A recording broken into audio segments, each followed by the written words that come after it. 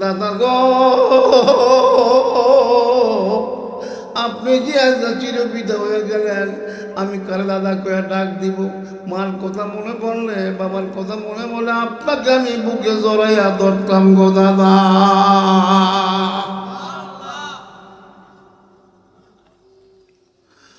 বন্ধুরে আমার,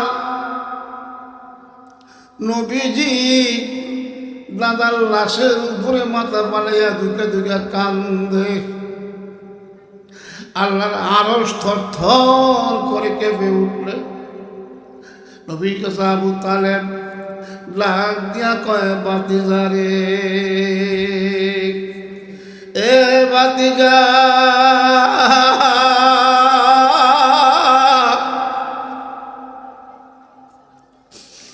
আমি তোর চাচা, আমি যতদিন জীবিত থাকবো জানিয়া রাখিও, মক্কার যতই বড় দুশ্মন হোক, সর্দার হোক আর নেতা হোক, আমার জীবন থাকতে তোর গায়ে একটা আসর লাগবে আমি আবু তালেব দিব না। দাদার লাশ কান্দ করে নবী বাচ্চা ছাড়া নিয়ে যাচ্ছে দাফন করার জন্য। আমার নবী আল্লাহর কাছে পাগল বছর, পাগল 60 বছর বয়সের নবী দাদার পিছনে বিনিয়া বিনিয়া কান্দে আর কান্দে, কান্দে আর কান্দে। আমার দাদারে কোথায় নিয়ে যাও? আমারে কে আদর করবে, কে মায়া করবে, আমারে কে বুকে লইয়া ঘুমাইবে, আমার মুখে কে খানা তুলে দিবে, আমার মাথায় কে তেল দিবে, আমার কে গোসল করিয়া দিবে? এই কথাগুলি বলতে বলতে নবী পিছনে লাশের পিছনে পিছনে যায়। আর নবীর মাথার উপরে একটা মেঘের সাপ, মেঘের সাপ নবীর মাথার উপরে ছায়া দিয়া রাখে। তোরে কোন সুবহানাল্লাহ। الذي أرسله بالحق بشيرا ونذيرا وداعيا إلى الله بإذنه وسراجا منيرا. فقد قال الله تعالى في كلامه المجيد والفرقان الحميد. أعوذ بالله من الشيطان الرجيم. بسم الله الرحمن الرحيم. يا أيها الذين آمنوا لا تقدموا بين يدي الله ورسوله واتقوا الله إن الله سميع عليم. يا أيها الذين آمنوا لا ترفعوا أصواتكم فوق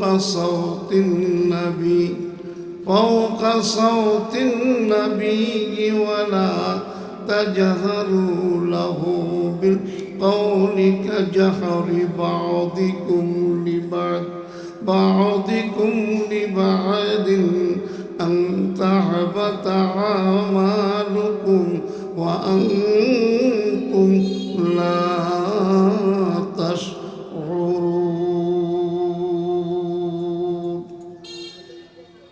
وقال آية أخرى في شأن حبيبه ومحبوبه وآمرا ومخبرا إن الله وملائكته يصلون على النبي يا أيها الذين آمنوا صلوا عليه وسلموا تسليما. الله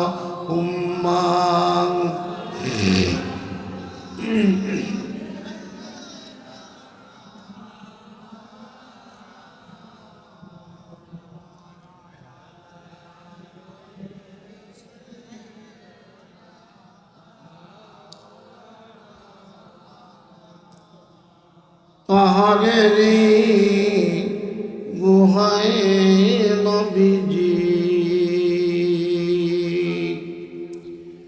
সিজদায় পড়ে কান্দিত সেই নবীজিকে কাফেরেরা দিলা পাথর মারিত আল্লাহুম্মা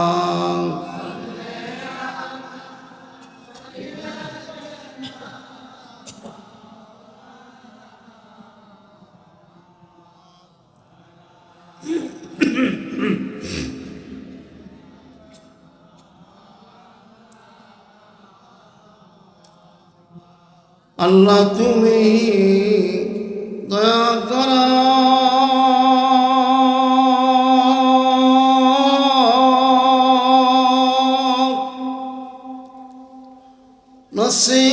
নসিব করো মদিনায়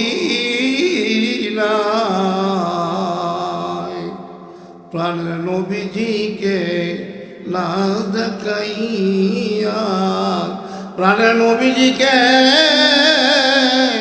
না দেখাইয়া কবরেতে নিও না আল্লাহুম্মা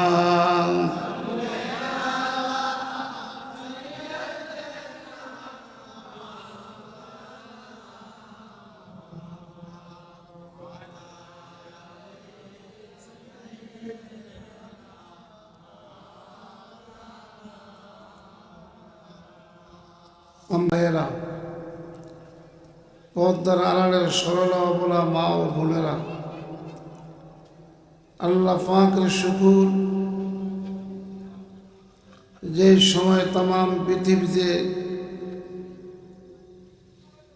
মানুষ গুনায় লিপ্ত ভরপুর, কেউ এখন মোবাইল নিয়ে বসা আছেন, ফেসবুক নিয়ে আছেন, কেউ হয়তো দোকানে আড্ডা দিচ্ছেন, কেউ হয়তো খাওয়া দাওয়া নিয়ে ব্যস্ত আছে। কিন্তু এই ব্যস্ততা একদিন আপনার বাপের ছিল, এই ব্যস্ততা একদিন আপনার দাদার ছিল, এই ব্যস্ততা একদিন দাদার দাদা ছিল।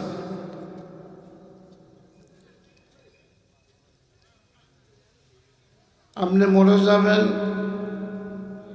আপনার পরে আপনার ছেলে নাতি পুতি খুন্তি তারা আসবে আপনার স্থানে। 19তম মাহফিল, 14তম মাহফিল যেখানে হয়, আমার জানা মতে আমার প্রথম মাহফিল অনেক আগে যাত্রা গান হইতো, পালা গান হইতো, জুয়া হইতো ওইখানে ওদিকে। কি মিউজিক বাড়ি না কয়টা মিউজিক বাড়ি আছে না পিছনে, রসুল মিউজিক বাড়ি। আজকে সে রসুল মিউজিক বাড়ির মানুষগুলি ফ্রেস্ট হয়ে গেছে আলহামদুলিল্লাহ। আমি প্রথম যখন মাহফিলে আসলাম অত্র এলাকায়, আমি ওয়াজ করতেছি, আমার বন্ধুবর মৌলানা সালাম মোশাররফ ওয়াজ করতেছে, তখন এই যে ওই গাঙ্গের পারে নদীর পারে গান হইতে আসে। কিন্তু এই মাহফিল 14তম মাহফিল যেখানে হয়, সেখানে 14তম মাহফিল যেখানে হইতেছে আপনাদের এখানে, আমার মনে হয় না মসজিদে ইমাম লাগবে আর, কারণ শুনতে শুনতে একটা ইমামের উপরে চলে গেছে। কারণ ইমাম বাইক গেলে আমরা নমাজ পড়াইতে পারেন, সূরা কেরাত না পারলে রূপবানা গানতে করতে পারে। 19তম মাহফিল যেখানে হয়, 14তম মাহফিল যেখানে হয়, সেখানকার সেই এলাকার লোকগুলি আমার মনে হয় একটা ইমামের যোগ্যতা একটা মুয়াজ্জিনের যোগ্যতা রাখে। কথা ঠিক না ঠিক?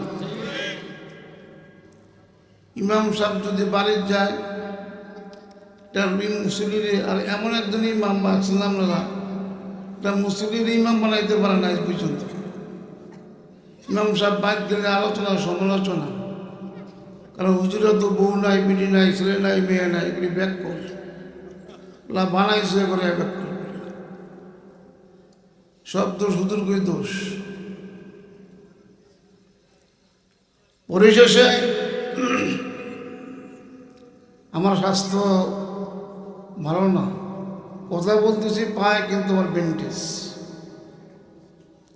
আপনারা আমরা আপন লোক, যদি আমি জিগাতলা পরিচিত, আমি ৪৪ বছর জিগাতলা থাকি, বাড়ি আমার সাবাতলি। সম্মেলনে মতলব দামোদকান্দি, কচুয়া, হাজীগঞ্জ, ফরিদগঞ্জ, ফরপ্রবর্তন সম্মেলন, চাপাতলি সম্মেলন, দলে দলে কাতারে কাতারে ২০০ হাত প্যান্ডেল লম্বা, ১৫০ হাত পাশ, তারপরে পদ্মে উঠিয়ে দিতে হয়েছে। এত লোক হয়েছে, আমরা গেছেন না সে মাহফিলে। এখন একটু দুর্বল হয়ে গেছে, কারণ আমার তো আর সেই সময় নাই, জওয়ানির সময় নাই। ঈমান কি?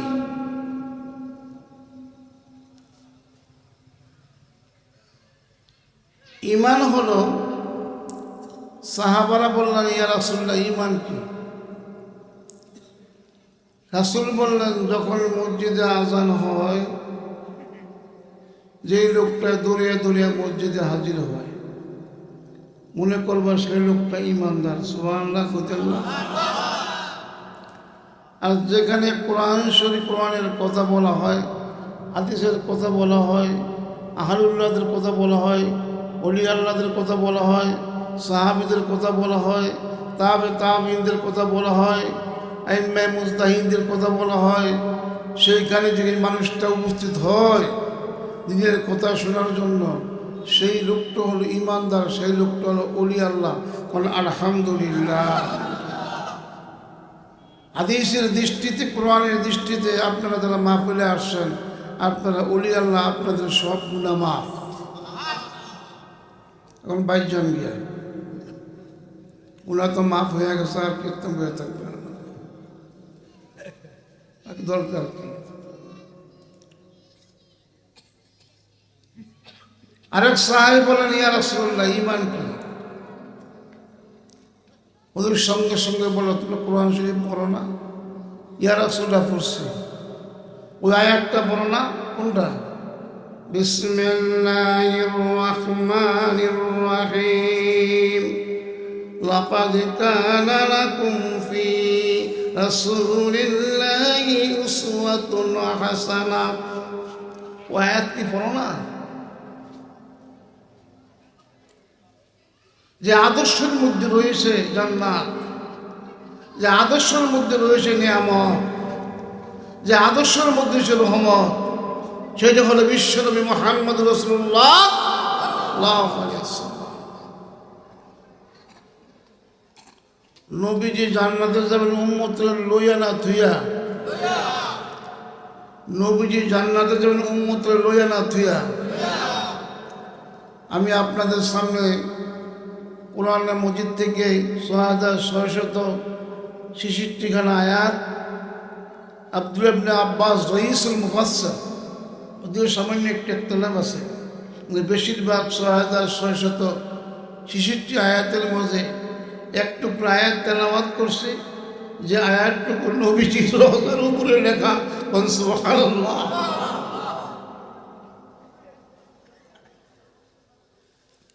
আল্লাহু আকবার। আমি একটা ফাঁকি মানুষ, আমার উস্তাদ এখানে বসে রয়েছে, যদি ওনার থেকে আমি বুড়ো হয়ে গেছি বেশি, রোগে সুগে, কতবার মক্কা মদিনা নিল, যখন এই আয়াতটা পড়ি তখন তৃপ্তি মিটে না। আমি লাঠিটা হাতে নিয়ে যাই, ওটা একটু প্রমাণ দিই। সুন্নতুল কিতাব, নবীজি রোজা যাওয়ার সময় পর্দা থাকে, সব পর্দার বাইরে দেখতেন, জিয়ারত করে সালাম দেয়। আমার লাঠিটা দেখলেই লগে লগে পুলিশ বলে হাজি তাল এনা তাল এনা এনা, ওরা আগুয়ে রাস্তাটা আগুয়ে দেয়।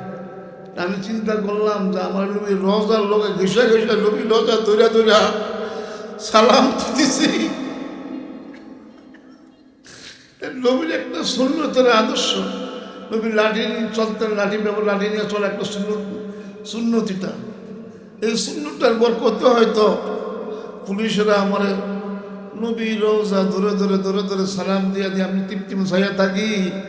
আর সালাম সালাম আলাইকুম ইয়া রাসূলুল্লাহ, এই যে বলতেছি মনে হয় আমার চোখের সামনে হাজির রোজা শরীফটা। প্রতি বছরে 3-4 বার আল্লাহ নেয়, তো অহংকারের কথা না, তোমার তৃপ্তিও নেই। আমি 44 বছর ঢাকা, আমার 3 ছেলে 2 মেয়ে, 2 মেয়ে ঢাকা। ছেলেরা 3 ছেলে ব্যবসা করে, 2 ছেলে গজল গেল, আমার এক হাত সারে না। তারও ট্রাভেলস আছে, ব্যবসা, ট্রাভেলসের ব্যবসা। এই 44 বছর বয়সে আমি এমন কোনো ডিস্ট্রিক্ট নেই, এমন কোনো থানা নেই বাংলাদেশে আল্লাহ আমরা নেয় না আপনাদের পায়ের দূরের বরকতে। কিন্তু 2-3 মাস পর পরে আমি মক্কা মদিনা চলে যাই। ঢাকা একটা বাড়ি করতে পারিনি, একটা ফ্ল্যাটও কিনতে পারিনি। আমার ঢেউ উঠলো, ছেলেকে কথা মানি, পায়ে ব্যথা। এখন গত মাসে 18 তারিখে ডিসেম্বরের বাথরুমে রাত্রে 11:30টার দিকে মাথা চক্কর দিয়ে ঘুরে পড়ে হাঁটুটা মাথা অজ্ঞান, দরজা ভাঙ্গা বাড়ি করছে ছেলেরা।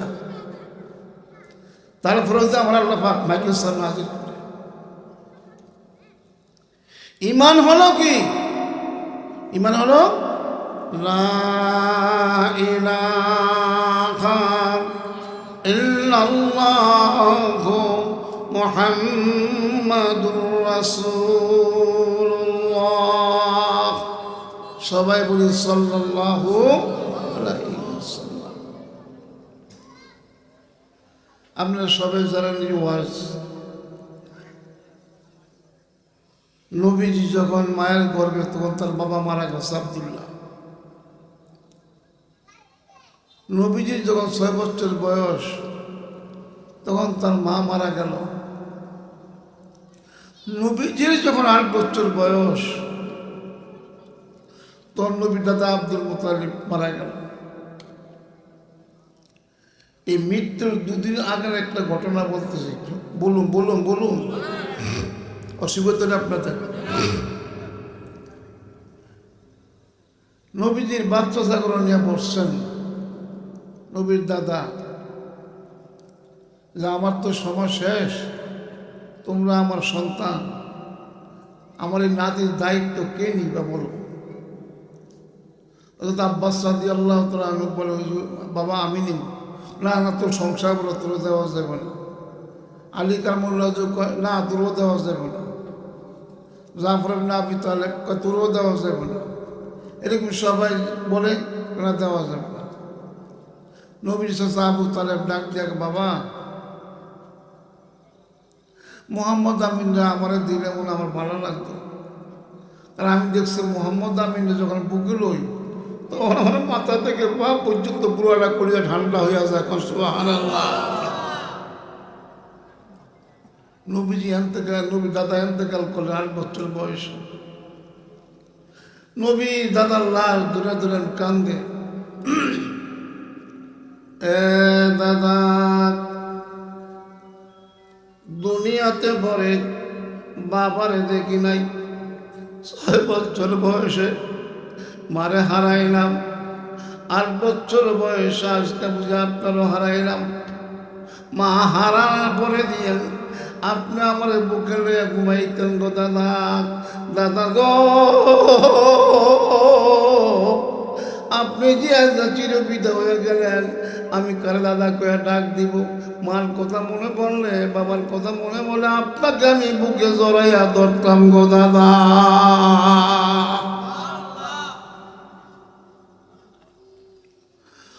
বন্ধুরে আমার নবীজি দাদার লাশের উপরে মাথা পালাইয়া দুকে দুকে কান্দে। আল্লাহর আরশ থরথর করে কেঁপে উঠলে। নবী কাছে আবু তালেব ডাক দিয়া কয়, বাতিজা রে, এ বাতিজা,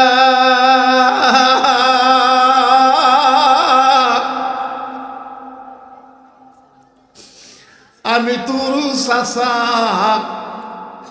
আমি যতদিন জীবিত থাকবো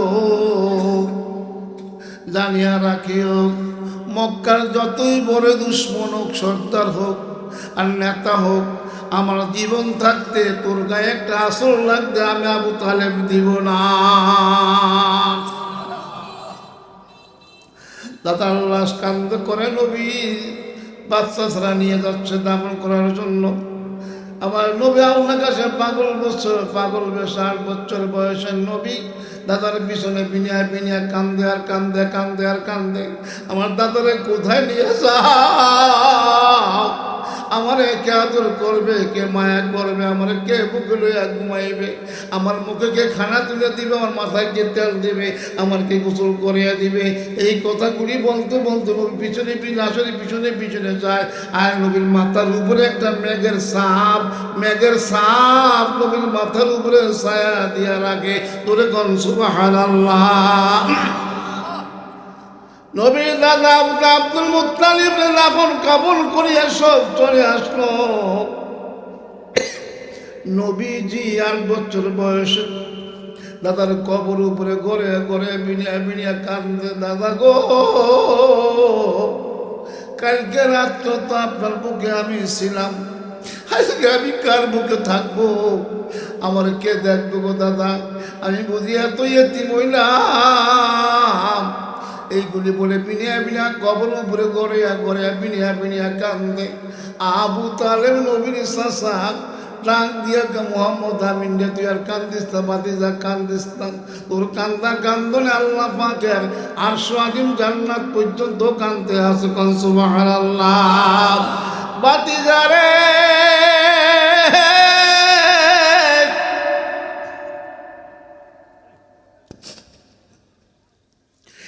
তুই যদি এইভাবে কান্দাস আবার মনে হয় দুনিয়া কিয়ামত না আসবে রে। বাতিজা কান্দিস না, কান্দিস না। তোর শাশি আম্মা আছে ফাতেমা বিনতে আসাদ, নবীর আবু তালেবের বিবির নাম, স্ত্রীর নাম ফাতেমা বিনতে আসাদ। তোর শাশি আম্মা তোর আদর করবে, আর যত্ন করবে, চিন্তা করিস না। নবীর চাচা আবু তালেব করে লইয়া বুকে লইয়া ঘরের মধ্যে ঢুকলেন। ঢুকিয়া বাং কান্দে বিনিয়া বিনিয়া কান্দে। আর আবু তালেব তার বিবি ফাতেমা বিনতে আসাদ গে ডাক দেখো, বিবি গো, এ বিবি, এটা আমার এতিম ভাতিজা, মা নাই বাবা নাই। যদি এই নিয়ামতকে তুমি মহব্বত করো, এই নিয়ামতকে পাহারা দিয়ে রাখতে পারো, এই নিয়ামতকে ছেড়ে মায়া মমতা করতে পারো, নিশ্চয়ই আল্লাহ পাক তোমার প্রতি রাজি খুশি হয়ে যাবে।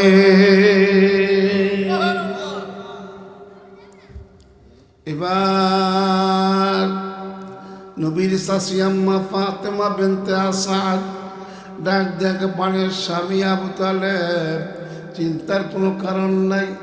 আমি 8 বছরের ছেলে মোহাম্মদ আমিনের চেহারা দিয়ে যে জিনিস দেখছি, আমি তার চেহারার মধ্যে যে নকশা দেখছি, আমি এই ছেলেকে ছাড়বো না। আমি জীবন দিতে রাজি, কিন্তু এই ছেলের গায়ে একটা আসর লাগতে দিব না আমি। আবু তালেব ডাক দিয়ে কয়, বিবি ফাতেমা বিনতে আসাদকে ডাক দিয়ে কয়, বিবি গো, আমার ভাতিজার বলে তুমি কি দেখছো? ফাতেমা বিনতে আসাদ আবু তালেবের স্ত্রী ডাক দিয়া কয়, পানের স্বামী, আমি যখন মোহাম্মদ আমিনের চেহারা দিয়ে তাকাইছি, সঙ্গে সঙ্গে আল্লাহ পাকের আরশ আজিমের নকশা বাইসা উঠছে আমার সামনে। আবু তালেব আশ্চর্য হইয়া গেলেন। কিংকর্তব্য বিমূঢ় হয়ে দাঁড়িয়ে বলে, বিবি আর কি দেখছো? বলে, প্রথমবার যখন তাকাইলাম আমি আল্লাহ পাক রাস আজিম এই মুহাম্মদ আমিনের পেশানিতে দেখতে পাইলাম। দ্বিতীয়বার যখন তাকাইলাম আল্লাহ পাকের লৌহ মাহফুজ দেখতে পাইলাম। তৃতীয়বার যখন তাকাইলাম আল্লাহ পাকের 8টা বেহেশতের নকশা আমি দেখতে পাইছি। নবীর উম্মত, নবী জান্নাতে যাইব, উম্মত থুয়া যাব না থুয়া যাইব?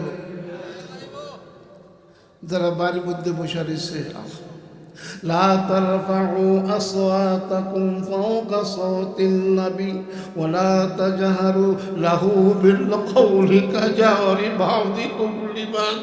বাযিকুম লিবাদিন আন তাহবাতা আমালুকুম ওয়া আনতুম লা তাশউরুন। আল্লাহু আকবার। এই আয়াতের ওয়াজ আমি বছর কোনোদিন করি না, তো মাহফিল করছি। আয়াতটা পড়লেই নবীর রওজার সামনে হাজির হয়ে যায়। নবীর রওজার সামনে লেখা আছে, লা তারফাউ আসওয়াতাকুম ফাওকা সাওতিন নবী।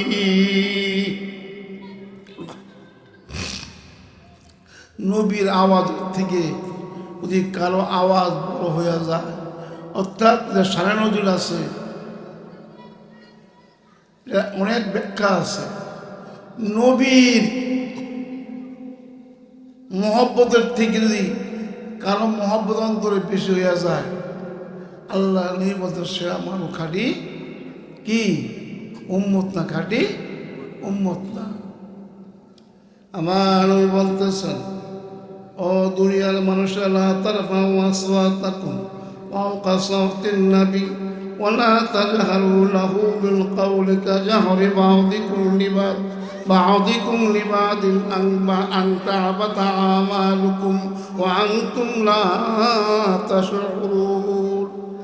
অর্থ কম বেশি এরকম ব্যাখ্যা করা সে জ্ঞান এলাম আমার নাই বাবা।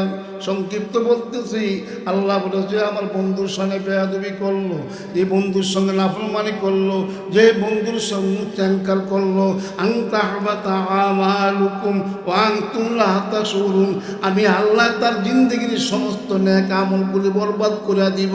কখন বরবাদ করব? ধ্বংস করব। ওয়া আনতুম লা তাশউরুন, ওই বান্দা বান্দি টের পাবে না। ইমান কি? মুহাম্মাদুর, সবাই বলেন সাল্লাল্লাহু। অসুবিধা হয়? ফাতেমা বিনতে আসাদ, মনে আসেনি? মনে না তাহলে মনে, আমি ভুলে গেলে বলে আমার বলে দিয়ে, বয়স তো হয়েছে এখন, আমার উস্তাদের বয়সও না, আমার বয়স হয়ে গেছে।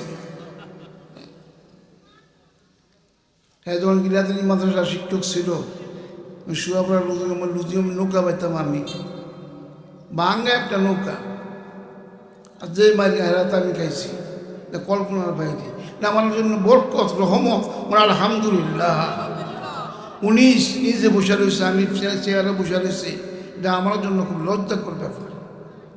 আসলে উপরে থাকলে বড় হয়ে যায় না, কেউ ঠিক না ঠিক। 1 কেজির উপরে আধা কেজি, এরপরে দেন 200 গ্রাম, এরপরে 100 গ্রাম, এরপরে কি 50 গ্রাম, ঠিক না? সবার উপরে